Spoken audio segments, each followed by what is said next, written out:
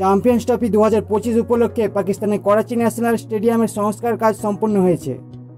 11 ফেব্রুয়ারি স্টেডিয়ামটি উদ্বোধন করেন পাকিস্তানের পিসিবি এর চেয়ারম্যান মহসিন নাকভি। উদ্বোধনী অনুষ্ঠানে আলী জাফর, সাফকাত আমানত আলী এবং সাইদ আলী বাগ্গার মতো শিল্পীরা পারফর্ম করেন। স্টেডিয়ামটির সংস্কার কাজে নতুন ডিজিটাল স্কোরবোর্ড, উন্নত এলইডি লাইটিং এবং 5000 নতুন আসন স্থাপন করা হয়েছে। প্রায় 1000 শ্রমিক দিনরাত পরিশ্রম করে নির্ধারিত সময়ের মধ্যে এই কাজ সম্পন্ন করেছেন। পিসিবির প্রধান মহসিন নাকভি বলেন, যাবতীয় প্রতিকূলতা এবং সমালোচনা সত্ত্বেও যারা দিনরাত এক করে স্টেডিয়ামের কাজ সময় মতো শেষ করতে সাহায্য করেছে তাদের কাছে আমি কৃতজ্ঞ।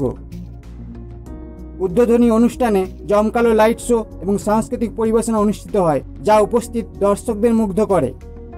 সাথে পাকিস্তানের পুরো দল স্টেজে উপস্থিত থাকে। 19 ফেব্রুয়ারি পাকিস্তানে বসতে চলা চ্যাম্পিয়ন্স ট্রফির আর মাত্র 7 দিন বাকি।